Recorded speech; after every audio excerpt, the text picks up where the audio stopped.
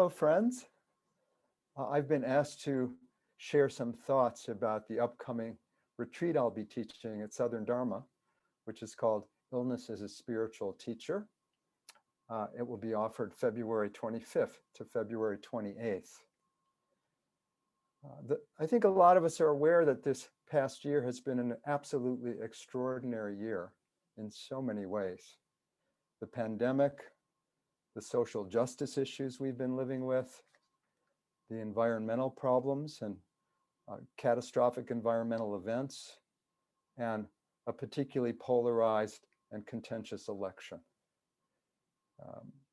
Personally, I've been doing a lot of teaching this past year, learning to teach online, among other things, in a way that I hadn't in the past, and meeting with a lot of individuals, some of whom are students in our Sangha, meditation students, some of whom are people I work with as a spiritual counselor, some of whom meet with me for life coaching, and other families and friends.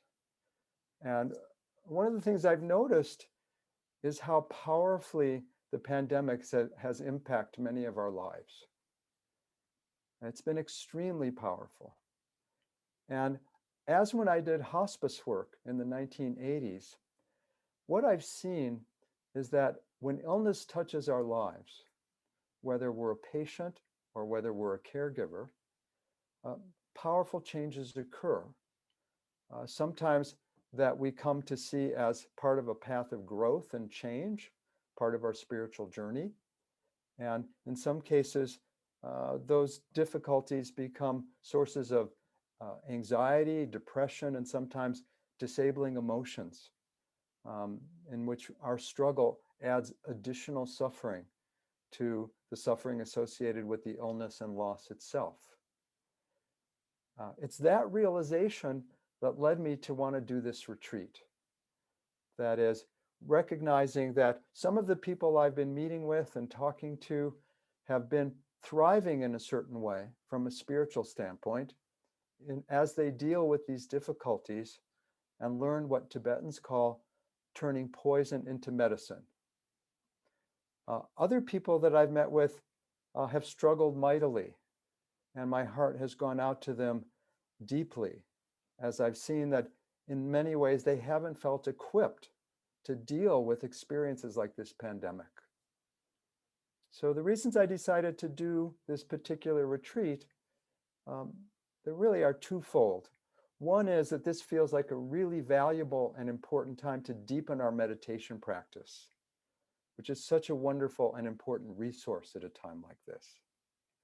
The other issue is that there are specific changes that we go through when we are touched by illness in our lives. And fortunately, the Dharma and other contemplative teachings give us wonderful guidelines and equipment for working with these changes in a way that become part of our process of awakening.